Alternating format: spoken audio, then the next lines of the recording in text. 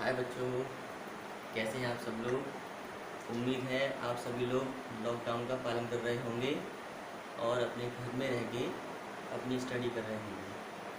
ठीक है, तो ज़्यादा देर ना करते हुए ठोस अवस्था नाम के इस वीडियो लेक्चर में आज का जो हमारा टॉपिक है वो है आपका ठोसों में निविड़ संकुलन।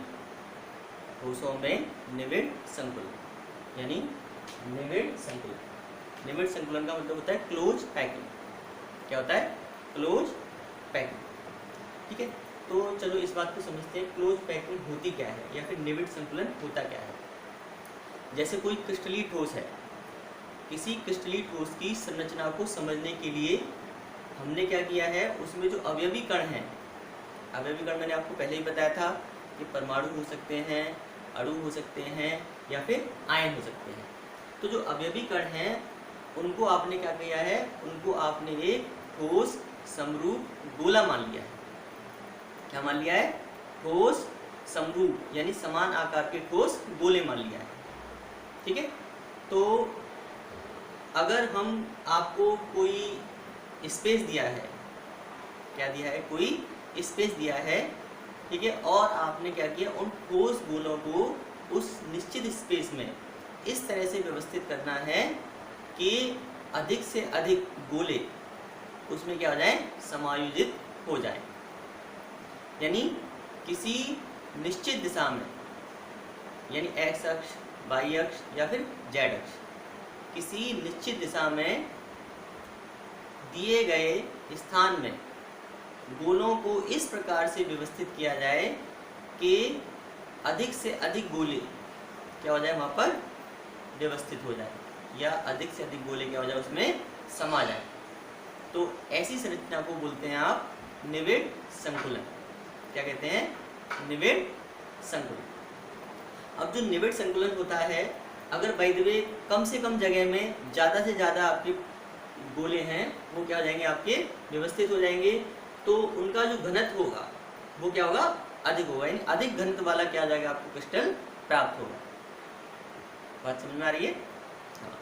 तो जो निविड़ संकुलन संरचनाएं हैं वो 3 तरह की होती हैं। कितने प्रकार की? 3 प्रकार। कौन कौन सी? एक विमीय निविड़ संकुलन, द्विविमीय निविड़ संकुलन और त्रिविमीय निविड़ संकुलन। तो हम एक एक करके बात करेंगे। तो पहले हम बात करेंगे एक विमीय निविड़ संकुलन। ठीक है, एक विमीय निविड़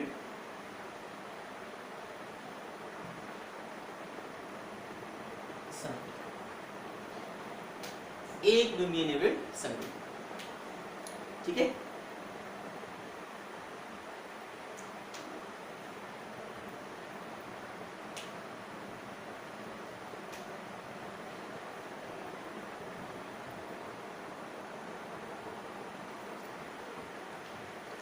हाँ, तो बात कर रहे हैं आप एक विमीय निविड़ संकुलन। तो एक विमीय निविड़ संकुलन क्या होता है? ठीक है, जैसे आपने देखा होगा कि ये आपके क्या है, एक्सिस है, ये आपका एक्स अक्ष है, ये वाई अक्ष है और ये जेड अक्ष है। ठीक है, अब हम कोई एक विमा ले लें, या तो एक्स अक्ष ले लें, चाहे वाई अक्ष ले लें, चाहे जेड अक्ष ले लें। अब किसी एक अक्ष पे जो गोले हैं, गोलों को इस प्रकार से व्यवस्थित करें कि वो एक दूसरे को क्या करें, स्पर्श करते हुए व्यवस्थित हो जाए। ठीक है, तो ये जो संरचना कहलाएगी आपकी, ये कहलाएगी आपकी एक विमीय निविड़ संकुलन। यानी किसी एक अक्ष पे, चाहे तो आपने एक्स अक्ष ले लिया, ठीक है, इस पर आपने गोलों को क्या किया है, एक दूसरे को स्पर्श करते हुए व्यवस्थित किया है। ठीक है, तो ये कहलाएगा आपका एक विमीय निविड़ संकुलन। इसे क्या कहेंगे आप? पंक्ति। क्या कहेंगे? पंक्ति। अब इसमें क्या होता है, इसमें जो एक गोला होता है, प्रत्येक गोला अपने से, प्रत्येक गोला 2 गोलों को क्या करता है, स्पर्श करता है। क्या करता है? प्रत्येक गोला 2 गोलों को स्पर्श करता है। ये सारे के सारे क्या है, एक ही तल में क्या है, संरेखित हैं। एक ही तल में संरेखित है। ठीक है, तो ये एक गोला है, ये वाला गोला इस वाले गोले को स्पर्श कर रहा है और इस वाले गोले को स्पर्श कर रहा है। तो एक गोला कितने गोलों को स्पर्श कर रहा है? एक गोला दो गोलों को स्पर्श कर रहा है। तो इनकी जो समन्वय संख्या होगी यानी उपसहज संयोजन संख्या, यानी समन्वय संख्या कितनी होगी? 2। समन्वय संख्या कितनी हो जाएगी? 2। यानी समन्वय संख्या क्या होती है कि निविड़ संकुलन संरचनाओं में एक गोला जितने निकटवर्ती गोलों को क्या करता है? स्पर्श करता है या स्पर्श करता है, वो कहलाती है उसकी समन्वय संख्या। ठीक है, तो एक विमीय निविड़ संकुलन में एक गोला जो होता है वो अपने निकटवर्ती दो गोलों को क्या करता है? स्पर्श करता है। ठीक है, तो समन्वय संख्या कितनी होगी? 2। बात समझ में आई? ठीक है, अब इसके बाद बात करेंगे हम द्विविमीय निविड़ संकुलन की। किसकी? द्विविमीय निविड़ संकुलन। हाँ, तो अब हम बात करेंगे द्विविमीय निविड़ संकुलन की। किसकी बात करेंगे? द्विविमीय निविड़ संकुलन। अभी हमने इससे पहले बात करी एक विमीय निविड़ संकुलन, तो मैंने आपको बताया था एक विमीय क्या होता है, समझ में आ गया होगा।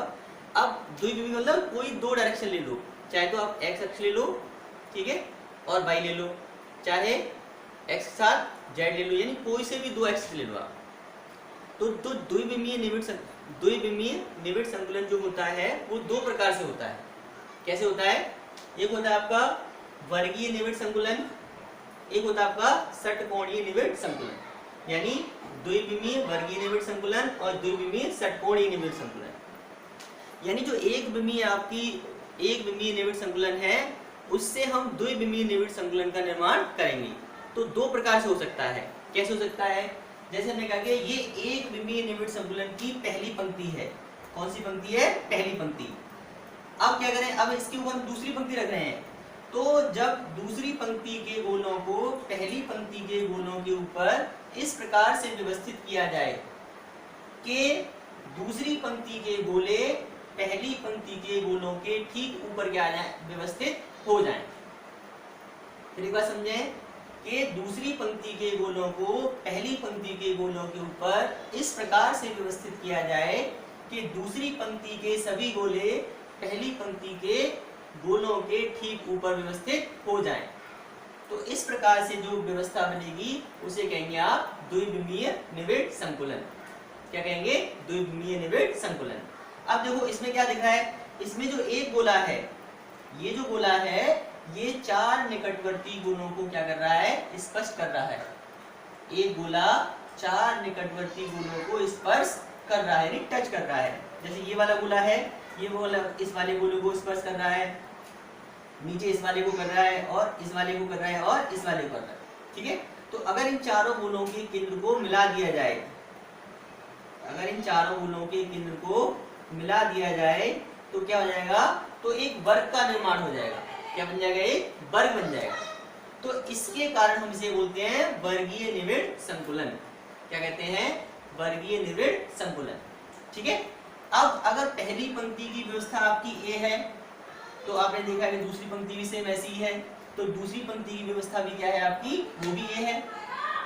और अगर इसके ऊपर एक और पंक्ति लगाते तो क्या हो जाए? तीसरी पंक्ति की व्यवस्था भी क्या होगी? आपकी ए होगी।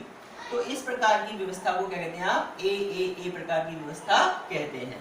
तो कौन से प्रकार की व्यवस्था है? ए और ए।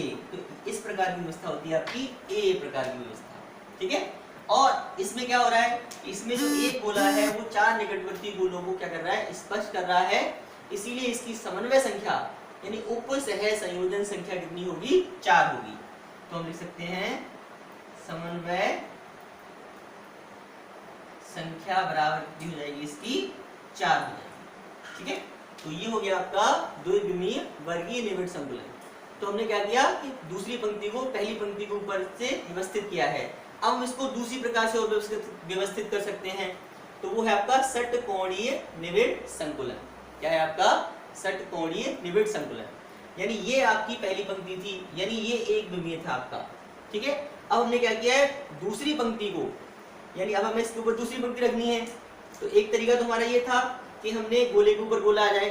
अब दूसरा तरीका क्या है कि दूसरी पंक्ति के गोलों को पहली पंक्ति के गोलों के ऊपर इस प्रकार से व्यवस्थित किया जाए कि दूसरी पंक्ति के जो गोले हैं वो पहली पंक्ति के अवनमनों में, अवनमन जानते हैं, ये जो आपके जो बने हुए हैं इनको कहते हैं आप अवनमन, गर्त, यानी दूसरी पंक्ति के गोले पहली पंक्ति के अवनमनों में, यानी जब आप गोले लगाते हैं तो क्या थोड़ा सा स्पेस सा बन जाता है, बीच में जो खांचे जो बन जाते हैं इनको बोलते हैं आप अवनमन या फिर गर्त। तो दूसरी पंक्ति के गोले पहली पंक्ति के गर्तों में आ जाएं, ठीक है। अब इसके ऊपर एक के ऊपर एक लगाते जाए, ठीक है। तो ये बन जाएगा आपका द्विविमीय षटकोणीय निबिड़ संकुलन। अब कैसे बनेगा, इसमें आप चेक करो कि जो एक गोला है, जैसे ये वाला गोला आपने ले लिया, तो एक गोला है, ये 6 निकटवर्ती गोलों को क्या कर रहा है, स्पर्श कर रहा है, यानी टच कर रहा है। कैसे, देखो ये गोला है तो ये इस वाले को टच कर रहा है, इस वाले को भी कर रहा है, और इस वाले को कर रहा है, इसको और इसको और इसको। तो जो एक गोला है वो अपने निकटवर्ती 6 गोलों को क्या कर रहा है, स्पर्श कर रहा है, ठीक है। तो अगर इन 6 के 6 गोलों के केंद्र को अगर आप मिलाते हैं तो क्या होगा, तो एक षटकोण का निर्माण हो जाएगा। किसका हो जाएगा, षटकोण का। जैसे मैं आपको मिला रहा हूँ, ये मिला दिया, यहाँ से मिला दिया, यहाँ से मिला दिया, यहाँ मिला दिया, यहाँ और फिर यहाँ, तो क्या बन गया, ये एक षटकोण बन गया। तो इसीलिए इस व्यवस्था को कहते हैं आप षटकोणीय द्विविमीय निबिड़ संकुलन, ठीक है। इसीलिए इसको क्या नाम दिया है, षटकोणीय निबिड़ संकुलन, ये द्विविमीय षटकोणीय निबिड़ संकुलन, ठीक है। अब अगर ये पहली पंक्ति है, अगर पहली पंक्ति के जो गोले हैं उनकी व्यवस्था कैसी है आपकी, ए है, ठीक है। तो आप दूसरी पंक्ति के गोलों की व्यवस्था आप क्या देखेंगे, तो इससे अलग है, ठीक है। तो दूसरी पंक्ति के गोलों की व्यवस्था को आपने क्या नाम दे दिया, बी नाम दे दिया। क्या नाम दे दिया, बी। फिर जब आपने इसके ऊपर तीसरी पंक्ति रखी तो आपने क्या देखा कि तीसरी पंक्ति के जो गोले हैं वो ठीक पहली पंक्ति के गोलों के ऊपर आ रहे हैं। तो ये गोला इसके ऊपर आ रहा है, ये गोला इसके ऊपर आ रहा है, ये इसके ऊपर आ रहा है, ठीक है। अब दूसरी चौथी बात देखें तो चौथी पंक्ति के जो गोले हैं वो दूसरी पंक्ति के गोलों के ऊपर आ रहे हैं। तो इस तरह से ये क्रम चलता जाएगा। तो पहली पंक्ति के गोलों की व्यवस्था अगर यदि ए हो और दूसरी पंक्ति के गोलों की व्यवस्था क्या हो जाएगी आपकी, बी हो जाएगी। फिर तीसरी पंक्ति क्या हो जाएगी, फिर ए हो जाएगी, फिर बी हो जाएगी। तो इस तरह से अगर हम देखेंगे तो क्या देखेंगे, तो इस प्रकार की व्यवस्था को क्या कहेंगे आप, A B A B A B. तो इस प्रकार की व्यवस्था कहलाएगी आपकी ए बी व्यवस्था, ठीक है। और इसमें क्या है, एक गोला 6 निकटवर्ती गोलों को स्पर्श कर रहा है, तो इसकी जो समन्वय संख्या होगी, समन्वय संख्या कितनी हो जाएगी, 6। कितनी हो जाएगी बेटा, 6, ठीक है। तो जो आपका द्विविमीय निबिड़ संकुलन होता है वो आपका दो तरीके से हो गया। कैसे होगा, एक हो गया आपका द्विविमीय वर्गीय निबिड़ संकुलन और दूसरा हो गया आपका द्विविमीय षटकोणीय निबिड़ संकुलन, ठीक है। अब हम बात करेंगे त्रिविमीय की। तो क्या होता है कि जब त्रिविमीय की बात करेंगे तो इसके लिए हमें द्विविमीय, ठीक है, द्विविमीय निबिड़ संकुलन को लेना पड़ेगा, ठीक है। जो द्विविमीय आपके पास निबिड़ संकुलन होगा उसके बाद हम बात करेंगे त्रिविमीय की। अभी तक हमने 2 अक्ष काम में लिए हैं, एक्स और वाई। अब हम तीसरे वाले अक्ष को यानी जेड अक्ष को भी काम में लेंगे, ठीक है।